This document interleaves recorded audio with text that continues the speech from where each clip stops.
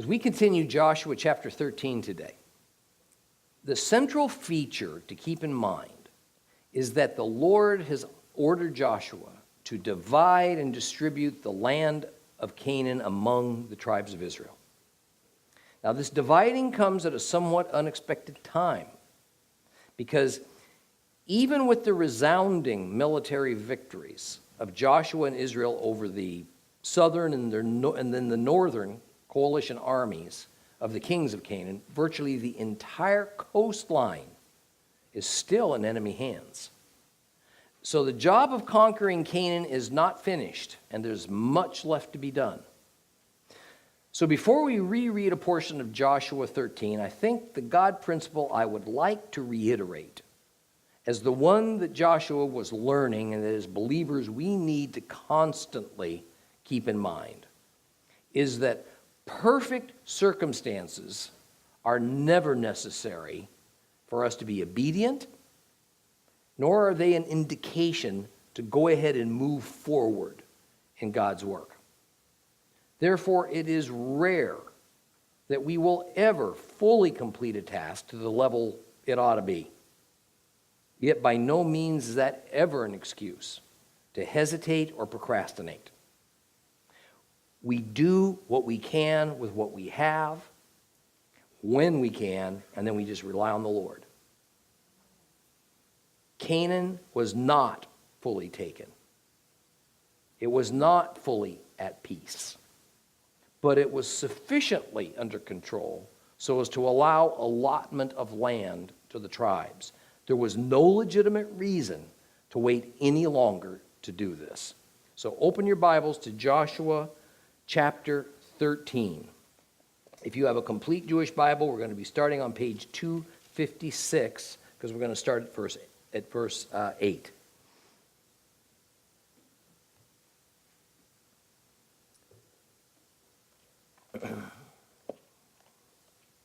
With the half-tribe of Manasseh, the Reubenites and the Gadites received their inheritance, which Moses had given them beyond the Jordan eastward, just as Moses, the servant of God, had given them, from the Aroer on the edge of the Arnon Valley to the city in the middle of the valley, all the plateau between Medvah and Divon, all the cities of Sihon, the king of the Amorites, who ruled in Heshbon, to the border with all the people of Ammon, and Gilead, the territory of the Geshuri and the Maakati, and all of Mount Hermon, and all of Bashan as far as Salcah, that is, all the kingdom of Og in Bashan, who ruled in Ashtaroth and Edrei.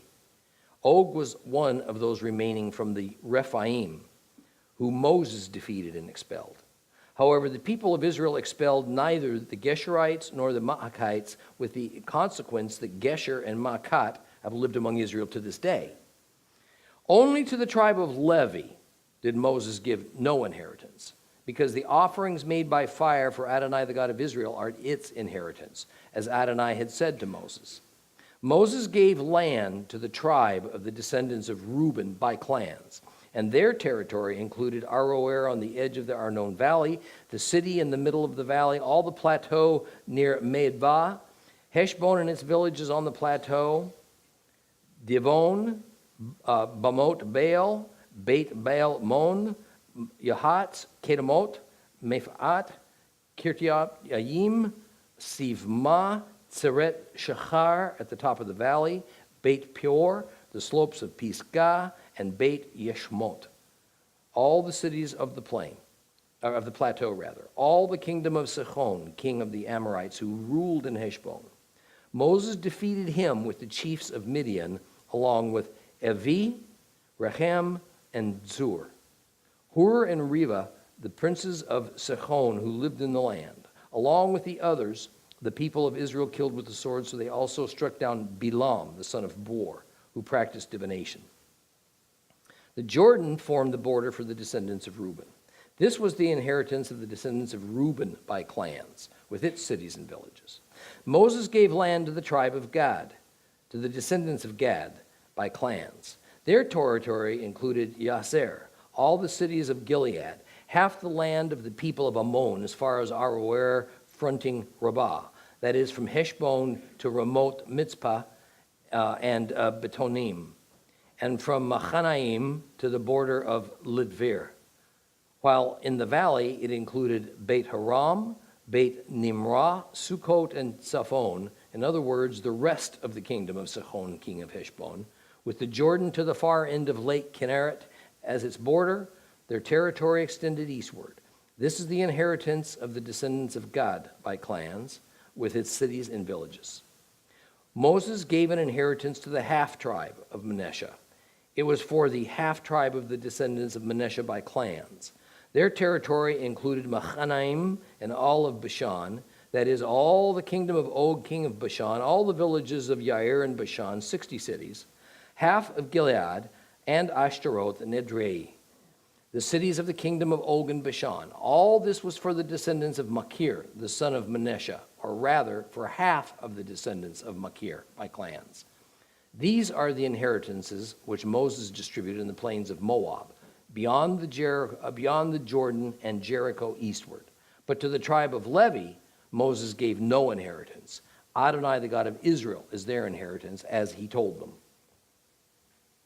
Now, this is another one of those places in the Bible where it would be much better if the chapter markers were just left out.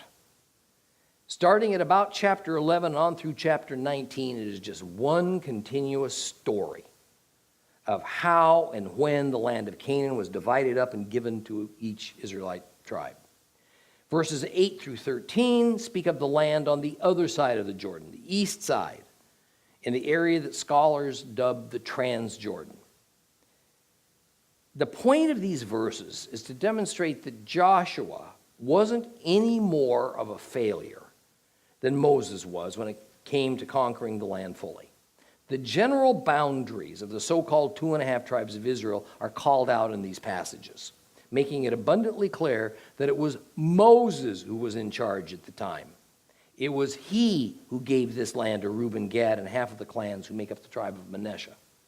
And that 2 foreign nations consisting of people called the Geshurites and the Maachites were not driven out of the 2.5 tribes' territorial area. Instead, they were left to live nearby and in some cases even to dwell among Israel.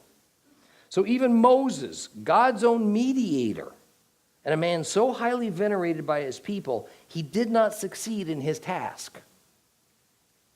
Therefore, no one should hold Joshua to a higher standard than Moses, nor should Joshua be seen as less than an excellent leader simply because he didn't drive out all the Canaanites from the entire west side of the Jordan. The other point of these passages is to show that Moses divided the territory in the Transjordan before it was completely conquered. So there's no reason that Joshua shouldn't do the same thing on the opposite side of the Jordan River. Well, then in verse 14, the Levites are mentioned. This is because they are not counted among the 2.5 tribes on the eastern bank of the Jordan, or the 9.5 tribes that would occupy the western side. In fact, soon we're going to encounter a rather lengthy explanation of just why Levites were left out of the count of Israelite tribes. There is a good and a very practical reason why this review of the makeup of the Israelite nation and this very special status of the Levites just suddenly pops up at this point in Joshua. And at some point, every generation begins to ponder their current state of affairs.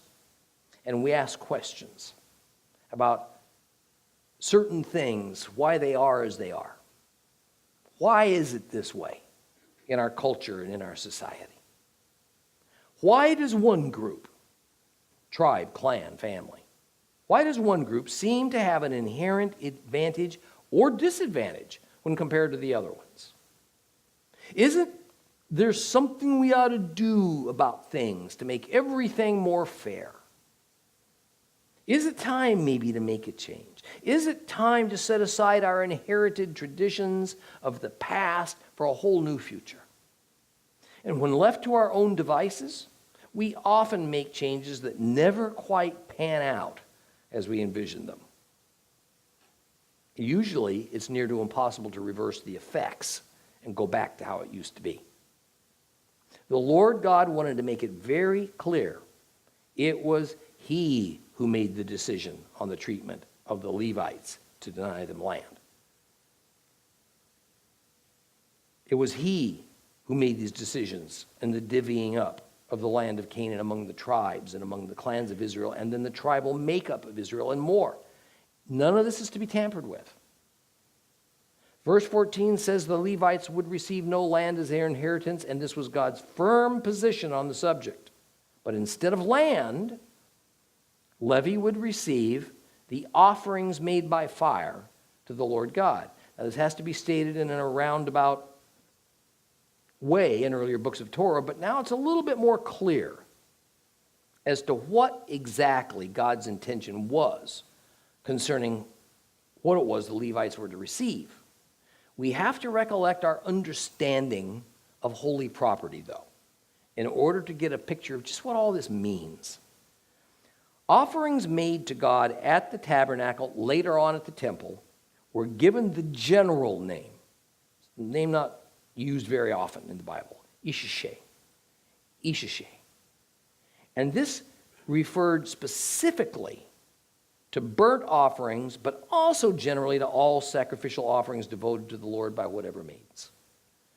Now, to the Hebrews, it meant whatever had been set apart as holy property for God. Therefore, that could include vow offerings, and especially as pertained to this moment in Israelite history, it could include spoils of holy war.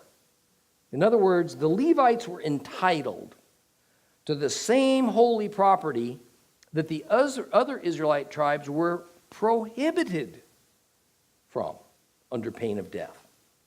Therefore, except for the dwelling places of the Canaanite people that were destroyed by Joshua's army, and except for the Canaanite people themselves that were killed, generally speaking, everything else that was designated as holy property, taken as God's portion from the spoils of war, that was to go to the Levites for their use. This system was ordered in Deuteronomy. In Deuteronomy 10:9 we read, "This is why Levi has no share or inheritance from his brothers.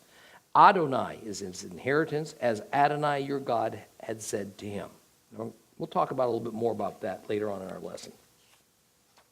Now, up to now, the general area of the Transjordan was described as being given to the 2.5 tribes of Israel. But with verse 15, we get a lot more exacting boundaries associated with each of those 2.5 tribes. The country between the Arnon River to the south and the Jabbok River to the north of it was divided between Reuben and Gad. And it was bounded on the south by Moab and on the east by Ammon. And the southernmost district was given to Reuben. It extended from the Arnon River to the point of connection to the inlet of the Jordan River into the Dead Sea. Now, Gad's territory followed along the eastern bank of the Jordan River. In other words, that would have been its western boundary. Then eastward from there, it reached as far north as the Sea of Kinnereth. It also goes by the name of the Gennesaret. We know it better as the Sea of Galilee. Now, north of Gad's territory lies the region set apart for the tribe of Manasseh, or better, half of the tribe of Manasseh. Now, I know this gets a little confusing. It needn't be. Okay. Manasseh was a very large tribe. And when Moses was still leading Israel, and they were yet to cross over the Jordan into the Promised Land, and so they were still operating in the Transjordan, many of these clans that made up the tribe of Manasseh liked what they saw. They didn't want to go any further. But an approximately equal amount of other clans of Manasseh, they wanted to continue on. This was a very serious complication. It easily could have meant intertribal warfare and blood feud killings within that tribe of Manasseh, unless a compromise could be reached. The solution was that those clans of Manasseh who wished to stay in the Transjordan, they would be allowed to do so. Those who wanted to move on would also be allowed to do so. Each would keep their tribal affiliation and their tribal identity. Part of Manasseh didn't become a new and separate tribe.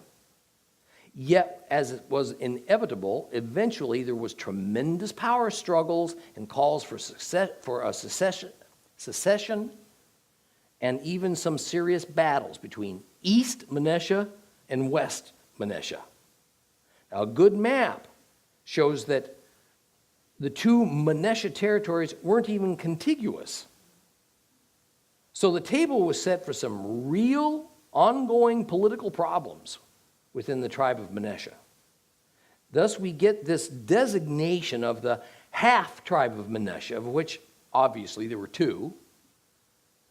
And a good question to ask right about now might be why we get all this stuff about 2.5 tribes getting their land over in the Transjordan, since this seems to be but repeating everything we heard back in Deuteronomy about this same event that happened several years earlier. I mean, it reads as though this distribution of land to the east of the Jordan was some kind of a current event. What is happening is that while Moses designated that land as set apart for the 2.5 tribes, there was a very substantial caveat placed in that. The deal was those 2.5 tribes had to supply troops to fight alongside the remaining 9.5 tribes as they went about conquering the land of Canaan on the west side of the Jordan. Further, Joshua would decide when the soldiers of Reuben, Gad, and some of the clans of Manasseh had fulfilled their duty to fight alongside their brethren. This was that time. The major battles for the southern and northern regions of Canaan had been fought and won, and the 2.5 tribes did everything they said they'd do. Therefore, Joshua, under the direction of God, is ready to declare that the eastern lands are now officially given to Reuben, Gad, and half the tribe of Manasseh. They have no further duty to the 9.5 tribes who have now moved into the promised land. Let's move on to Joshua chapter 14. Open your Bibles to Joshua chapter 14, page 257, if you have a complete Jewish Bible.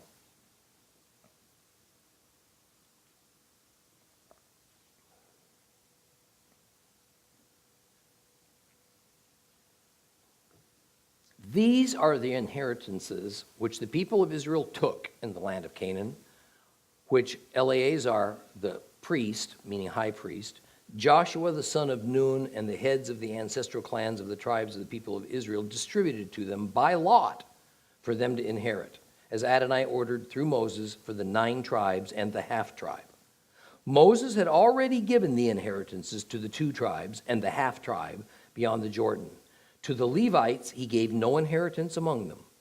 The descendants of Joseph constituted 2 tribes, Manasseh and Ephraim, and they gave no portion of the land to the Levites except cities to live in, with the open land surrounding them for their livestock and crops. As Adonai had ordered Moses, so the people of Israel did. They divided the land.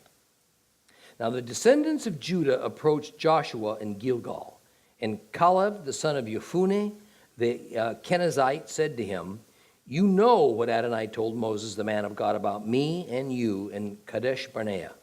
I was 40 years old when Moses, the servant of Adonai, sent me from Kadesh Barnea to reconnoiter the land, and I brought back to him an honest report.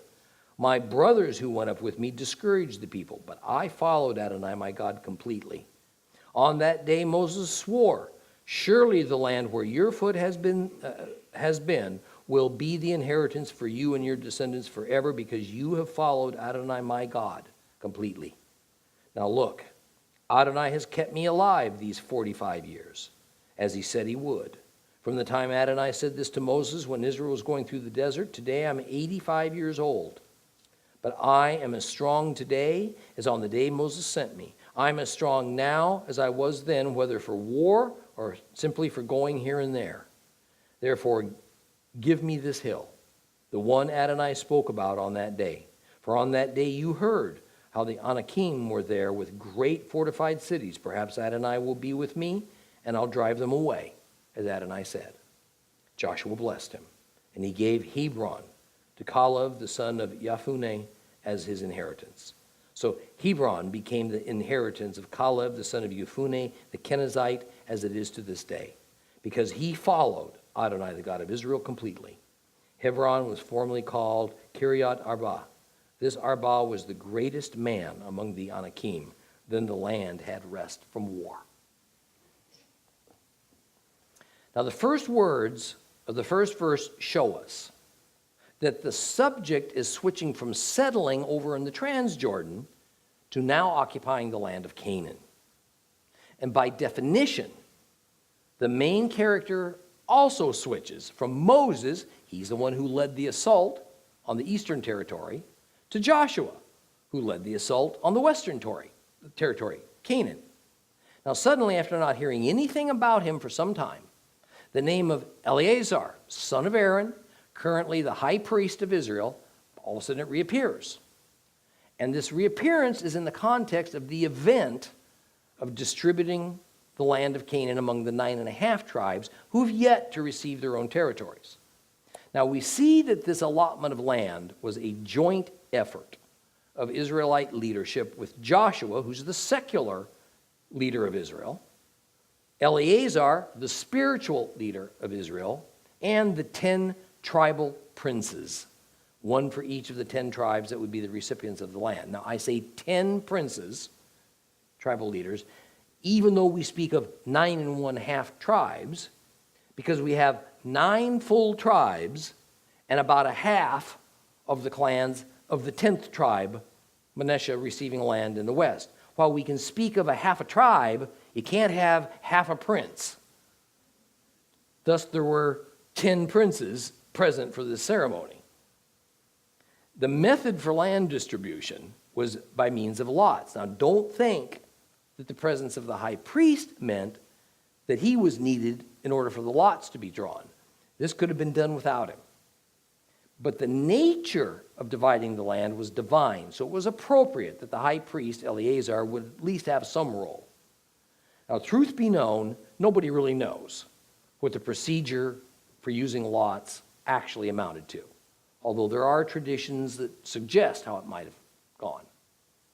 It was that there were 2 jars that contained polished stones used as the lots that were randomly selected. The other thing we should take note of is that there were 2 separate occasions when we find the lots used to divide the land. The first was when Moses directed it back in Moab, and then there's this one with Joshua leading the way. So why were lots employed 2 times to deal with the same land transaction? Now, though it's not stated directly, it becomes pretty clear that the first choosing of the lots with Moses dealt with relative juxtaposition, that is, the general locations of each tribal territory in the land, about where they would be. In other words, who was going to get land over by the Jordan River? Who was going to get land over by the Mediterranean Sea? Who would get land in the desert country? Who would get the lush hills? So on and so forth. Which tribe would bump up against which other tribe, having to live side by side?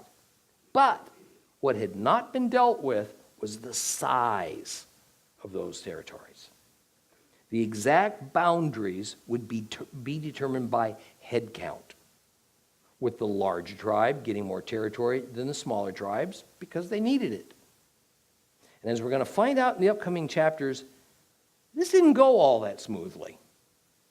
And some adjustment had to be made over the years in both size of specific tribal territories, even in their location. Now, when things are repeated in the Bible, it's because nuances are being added. Okay, more subtle bits of information are being provided. In some cases, history is being retold so that the current and the future generations can understand the rationale that's behind certain decisions that are being made. This is the case beginning in verse 4, when yet again we're told that Moses divided the land among the 2.5 tribes. So that the Levites didn't get any land inheritance, and then a reminder that the tribes of Ephraim and Manasseh together represented the single tribe of Joseph. This was explained so that when the current batch of Hebrews looked back to the early tribal lists of Israel found in the Torah and saw Joseph, but no tribe of Ephraim or Manasseh, and then later saw Ephraim and Manasseh, but no tribe of Joseph, they'd understand how this transition occurred and that it was God ordained all the way. Now let me remind you of how it was. That Joseph came to be 2 tribes, Ephraim and Manasseh, neither of which went by his name.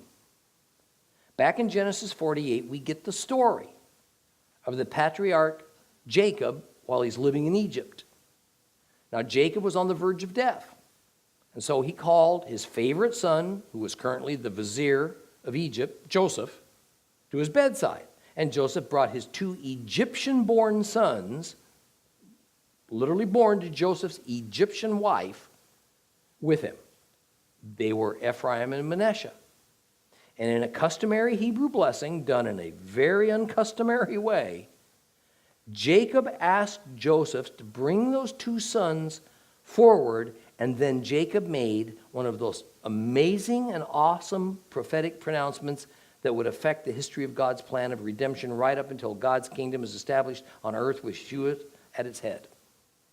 In what I call the cross-handed blessing, Jacob laid his right hand on the head of Ephraim, who was the younger of his 2 grandchildren, and he laid his left hand on the head of Manasseh.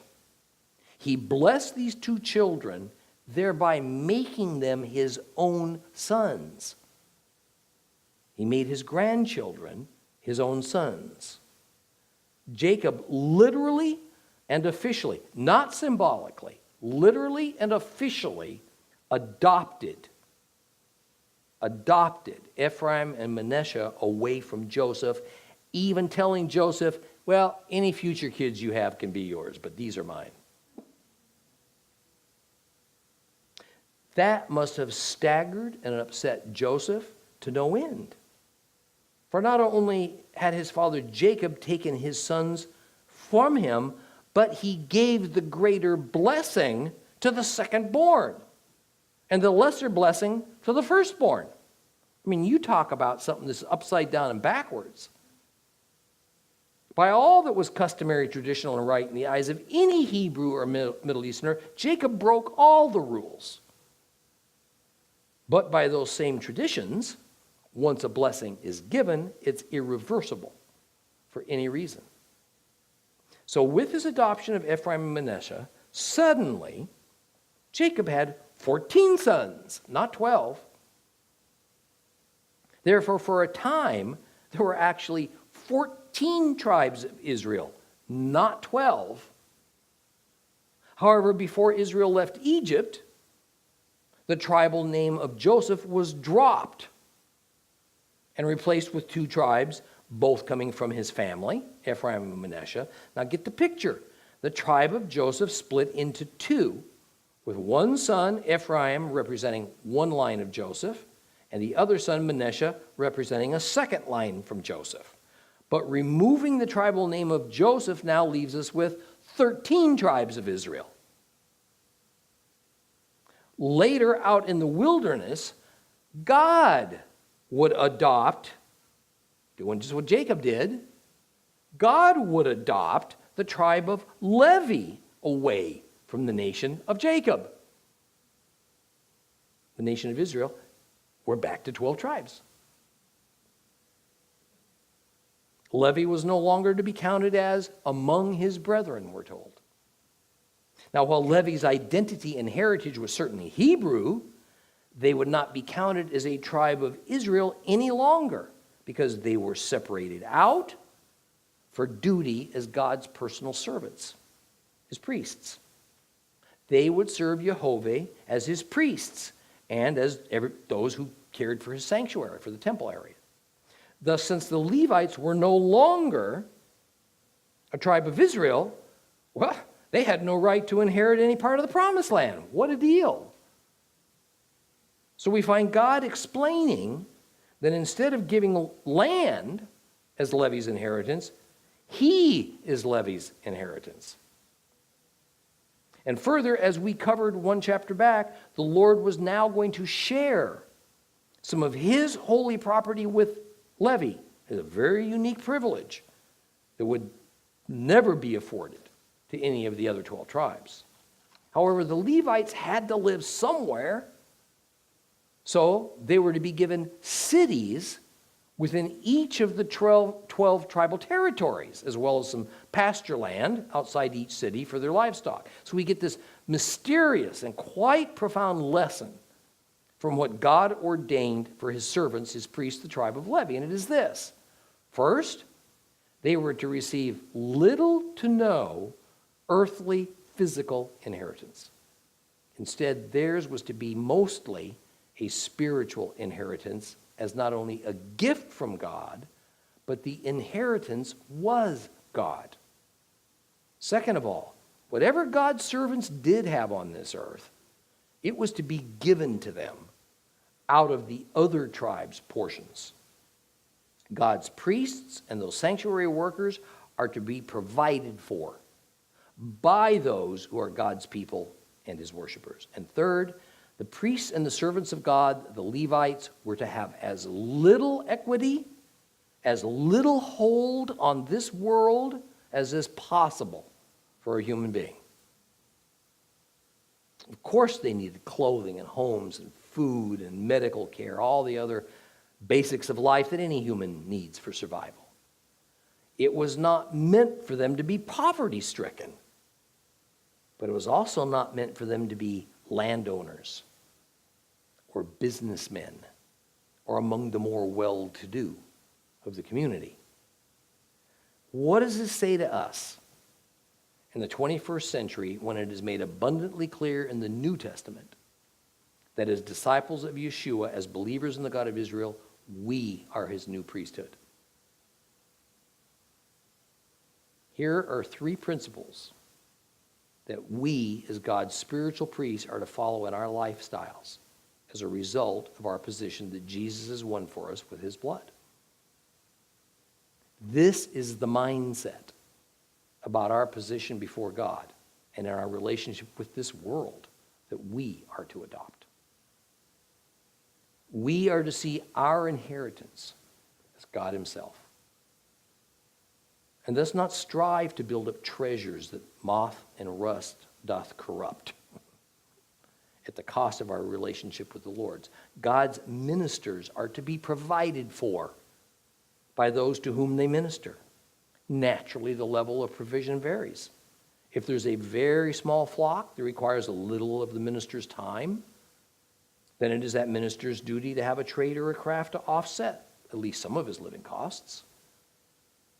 Thus, we see the priests and the Levites that do not work full-time at the temple, having jobs and trades and so forth to support themselves and their families. But at the same time, God's ministers are not to seek to be provided for at a level better than the flock has at large. They are not to achieve economic advantage by becoming a servant of God. At some point, the reasonable need for receiving a decent living and thus being paid for carrying the gospel to others can turn into essentially selling the gospel for a profit. A passion and a duty can become no more than a profession. I don't need to give you examples of this. I think we can all think of them. Well, the first tribe on the west side of the Jordan to receive their inheritance was Judah. And verse 8 begins the story of just how it was that it happened this way. The camp of Israel was still located in Gilgal. And so some of the clan leaders of the tribe of Judah approached Joshua. Now specifically, it was the clan of Caleb, who sought to receive their land inheritance right now. No more waiting. So in a rather typical Middle Eastern fashion, Caleb reminds Joshua of what happened many years earlier out in the wilderness when Moses put together a scouting party of 12 to reconnoiter the land of Canaan. And Caleb and the man he's now standing before, beseeching him for land, Joshua, they were among those 12. And of course, the story was that Israel was near the area of Kadesh Barnea in the southernmost desert region of Canaan when Moses, at God's direction, decided it was time to make their move onto the land of Canaan. But the scouting party returned with bad news. They said the enemy was too well fortified. They were fierce warriors called the Anakim, who were giants, who were sure to annihilate Israel. Therefore, Israel should not attack Canaan. Now, Caleb and Joshua disagreed, not with the assessment necessarily, but with the conclusion. They agreed that the challenge was great and it was dangerous. But if God's with them, then victory is theirs. The majority won out. Israel was turned back into the desert. And what happened? They wandered around there for 38 more years. So notice in verse 6 something that's all too easy to just read over. It says Caleb was the son of Yefuneh, the Kenizzite. Now this is kind of startling when we understand what it means. Caleb's biological father was Yefuneh of the tribe of Judah, but Yefuneh died. Apparently, Caleb's mother remarried a fellow named Kenaz, hence the term Kenizzites. So Kenaz became Caleb's stepfather. Kenaz was descended from Edom, a non-Israelite tribe. So here we have Caleb, who's now closely tied to the Edomites, but yet still a member of the tribe of Judah, asking for his land inheritance. Kind of complicated, isn't it? The point is, as I mentioned time after time, there is no such thing as genealogical purity among the Israelites, and there wasn't even genealogical or familial purity among the earliest Hebrews going back to Abraham. But this was exactly as God intended it. The Lord told Abraham that any foreigner who wanted to join the Hebrews was welcome, but with the understanding that to join meant to worship only the God of Abraham.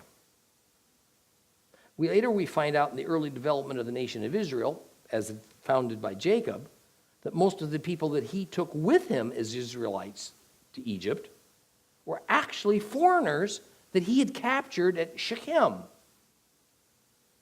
So Caleb is just another example of how race and genealogy matter little to nothing to the Lord. Instead, it's trust in him. It's faithfulness to him. That's always been the issue. It is that faith and trust that makes one part of God's people or not. Caleb reminds Joshua that Moses promised to give him the land of his choice, particularly land that Caleb had personally scouted out. Apparently, the mission Caleb was given was to reconnoiter the area of Hebron. And so that is the general area where he's asking to receive land as his clan's inheritance. Now we get an interesting and very helpful piece of information in verse 10. It says that Caleb was 40 years old when he went with the group of 12 scouts into Canaan, and that this event occurred 45 years earlier, therefore making Caleb 85 years old. Since Israel was out of Egypt for about 2 years when they arrived at Kadesh Barnea, and the scouting party was organized, that means that at the time of this meeting between Caleb and Joshua, about 7 years had passed since Israel had arrived and crossed over the Jordan River. So all these battles that we have been reading about have taken place during an approximately 7-year time span. We also find out that the Anakim, that race of giants, they controlled the area of Hebron. So what we see happening here is that Caleb remains as bold and as confident of victory at the Lord's hand as he was 45 years earlier and a much younger man. And we don't read of anyone challenging Caleb's request for this particular place because the rest of Israel, you know what? They don't want anything to do with those Anakim that lived around Hebron. That's okay, man. You can have Adam.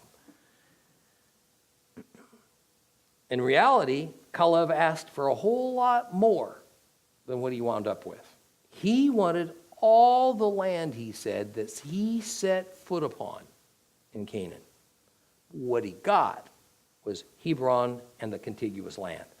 But Caleb also received a great honor. He was the very first one to receive a land inheritance inside the promised land. Number one. Now, of course, this was a reward for his steadfastness in standing with Moses and the Lord, facing down his brethren and taking a most unpopular position that Israel should ignore the strength of the enemy, proceed in faith to attack Canaan. Also notice that it was the tribe of Judah, that was Caleb's tribe, who got the first piece of land in the promised land. I want to explain something. We're going to see words in Joshua that say that the land was distributed according to the clans and the tribes. Any tribal society would understand that statement perfectly.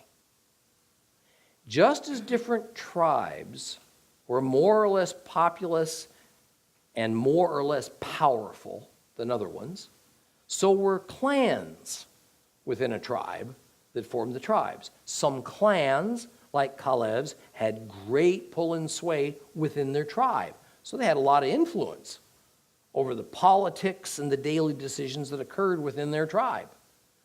A tribe, you see, is just a collection of clans. That's all it is. Warfare within a tribe was between clans, clan to clan. Caleb was getting first choice of land within the tribe of Judah. This meant he was undoubtedly the most powerful clan within the tribe of Judah. Yet, as choice, it was the land, as was the very, very choice, as was the land that Caleb was asking for. It was for an unconquered land. Understand that the division of land at this point was to serve several purposes, among which was that the tribe who received a certain territory had to finish conquering it themselves. And then they had the task of maintaining control and dominance over it indefinitely. It's now theirs. It's your trouble, brother. You handle it. And this chapter ends with the words, "And the land had rest from war." This indicates a pause in the action, but we should take notice that at this point, only the smallest distribution of land had taken place.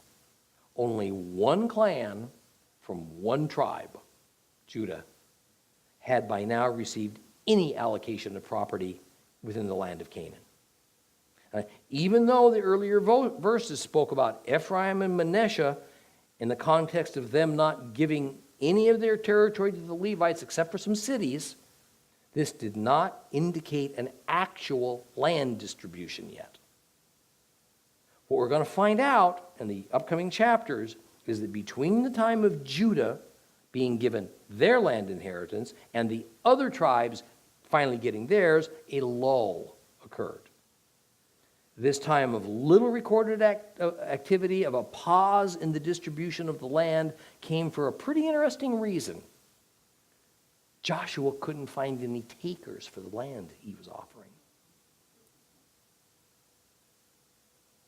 The tribes fully understood that at the same time they would be settling portions of their tribal land inheritance, that's the good stuff, they also had the responsibility to drive out or kill the Canaanites who held on to certain areas within their land allotment.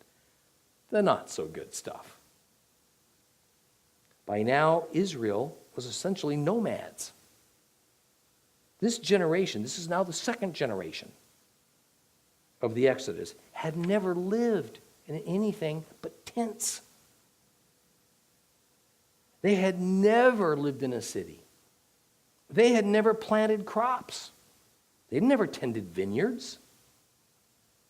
They were herders. They used up pasture land, and then they moved on. They knew they were comfortable with the way of the Bedouin. Taking the land, what did that mean for them? Settling down. It meant restricting themselves to a relatively small area. It meant respecting boundaries. It meant allowing for borders. It meant defending that land. It meant battling with neighbors. Nomads moved their flocks and herds away from trouble, not into it. Nomads were a non-confrontational people in general who didn't want the responsibility of villages and cities and caring for land and for crops. The last thing that interested them was war or battles for territory. So in a few chapters, we're going to find Joshua reading the riot act to the Israelite tribes who were just blowing off, occupying their gift of land from God. They just didn't want it. It was during this lull in land distribution that Israel moved their encampment from Gilgal, where they'd been living since the day they crossed over the Jordan, to Shiloh. We say Shiloh. Shiloh would become the new Israelite headquarters. It would be by default where the tabernacle would be erected and then all sanctuary services performed. Shiloh would be the new center of worship and government for Israel for decades. Now, if you go to Shiloh today, you can find the actual place where the wilderness tabernacle stood. I and several of you in this room have been there. You can even find the holes in the rocks where the posts were set to bear the weight of the massive curtains that surrounded the temple courts. Next week, we'll take up chapter 15, and we will watch as the land distribution effort continues.